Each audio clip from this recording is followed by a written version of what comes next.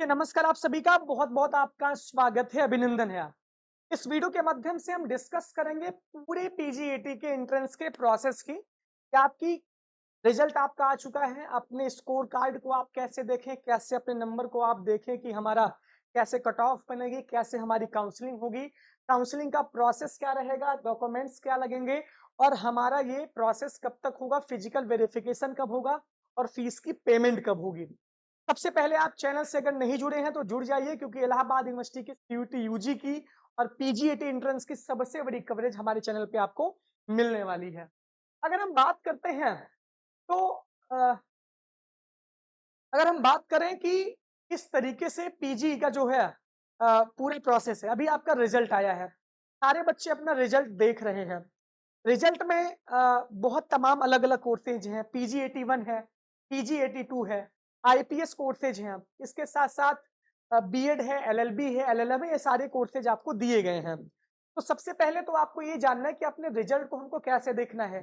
Site से आपने result को अपलोड किया होगा और आपका मार्क्स यहाँ पर आया होगा कि आप कितने मार्क्स को पाए हुए हैं। तो अपने मार्क्स को अपने आप देखिए, तो देखिए पीजी 81 आपके रिजल्ट के ऊपर लिखा रहेगा, पीजी 81 के हैं, आपकी पीजी 82 के हैं, आपकी आईपीएस कोर्सेज के हैं, कि आप एलएलबी 3 ईयर के हैं, कि आप बीएड के हैं, ये सारी चीजें उसमें लिखी रहेंगी। तो सबसे पहले आपको ये देखना है अपने रिजल्ट को कैसे चेक करना है। रिजल्ट हम अपना देखेंगे, आईपीएस कोर्स के जितने भी, जैसे आईपीएस कोर्स के अंदर 3 कोर्स आते हैं, एमएससी फूड टेक्सटाइल, यम वॉक और एक कोर्स और आता है। तो यहाँ पे ये प्रोसेस है कि गैप ईयर मार्क्स का डिडक्शन नहीं है। और भी जितने अलग कोर्स हैं जैसे पीजी 81 और PG 82, LLB, BEd, MBA, LLM, MA, MSc, ये सारे जितने कोर्स हैं, इसमें गैप ईयर मार्क्स का डिडक्शन है। लेकिन आईपीएस कोर्स के जो 3 कोर्स के विद्यार्थी हैं, उनके किसी भी रिजल्ट में गैप ईयर का मार्क डिडक्ट नहीं किया गया है और ये नियम जो है विश्वविद्यालय ने 2022 से लागू किया है, सिर्फ आईपीएस कोर्स के लिए। अब इसका कारण क्या है? कारण इसका ये है कि आईपीएस कोर्सेज की फीस बहुत ज्यादा होती है। जैसे यम वॉक की जो फीस है वो 6 महीने की 35,000 है। तो बच्चे इसमें कम एडमिशन लेते थे, इस वजह से विश्वविद्यालय ने 2 साल पहले ये नियम अपडेट किया। अब तो प्रोसेस में नियम भी ये अपडेट हो गया है। बाकी और भी बच्चों का जो रिजल्ट है, अपना रिजल्ट आप देख लिए होंगे। आप टोटल मार्क्स कितना पाए हुए हैं आप देख रहे होंगे, टोटल मार्क्स आप देखे होंगे। इसके बाद फिर आपने टॉपर्स की लिस्ट भी देखी होगी कि कितने बच्चे कितने हाईएस्ट मार्क पाए हुए हैं।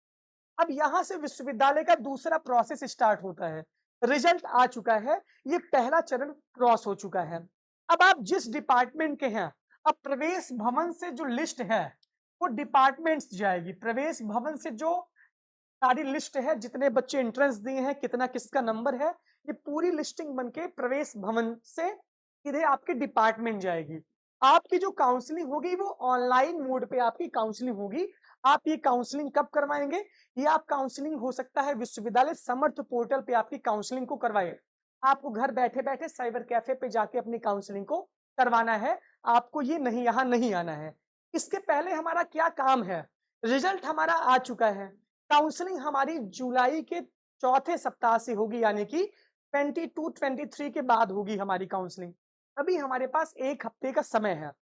बहुत बच्चे अभी भी परेशान हैं डॉक्यूमेंट को लेकर के। मैंने पहले बोल दिया है कि अगर आपका डॉक्यूमेंट्स कंप्लीट नहीं रहेगा तब आपके एडमिशन में दिक्कत हो सकती है।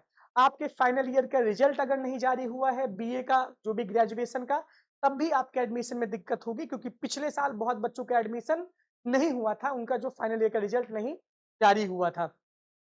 इस वजह से अगर आपको मार्कशीट नहीं मिली है, ऑनलाइन भी आपका रिजल्ट है तो वो भी काम कर जाएगा, लेकिन आपके फाइनल ईयर के रिजल्ट को होना बहुत जरूरी है।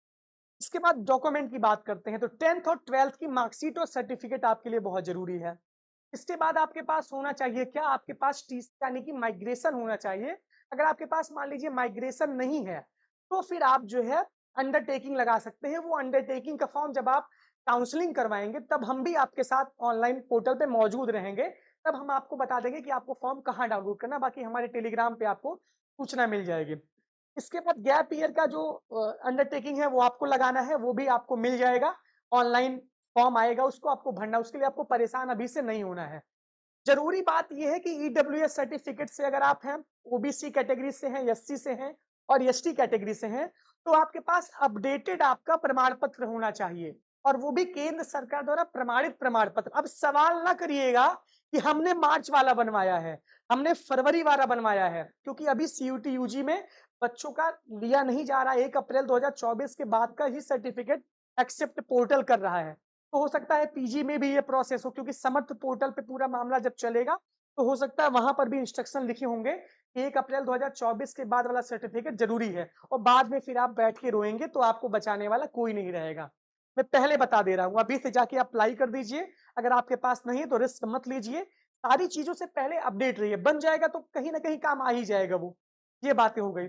इसके बाद फिर आपके पास आधार कार्ड होना चाहिए, आपके पास फोटो होनी चाहिए, आपके पास आपका एडमिट कार्ड होना चाहिए जो आपने एंट्रेंस की परीक्षा में अभी डाउनलोड कर लीजिए, और फिर आपके पास स्कोर कार्ड होना चाहिए।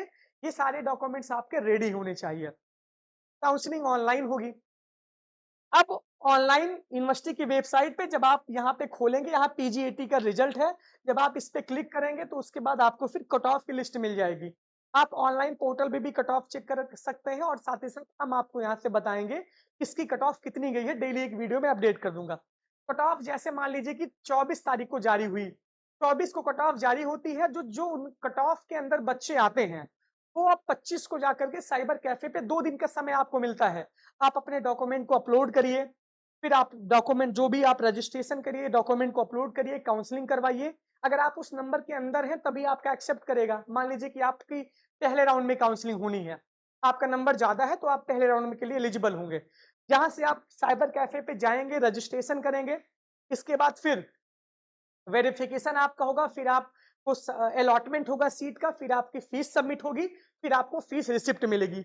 ये प्रोसेस पूरी काउंसलिंग की है कि डिपार्टमेंट कट ऑफ जारी करेगा, फिर आपकी काउंसलिंग स्टार्ट होगी, फिर आप काउंसलिंग करवाएंगे, फीस जमा करेंगे, एडमिशन लेंगे, फिर आपको फिजिकल वेरिफिकेशन के लिए एक साथ बुलाया जाएगा। जब सारी काउंसलिंग खत्म हो जाएगी तब फिजिकल वेरिफिकेशन के लिए आपको डिपार्टमेंट 2-3 दिन के अंदर बुला लिया जाएगा। मतलब 2-3 दिन में सारे विद्यार्थियों को बुला लिया जाएगा।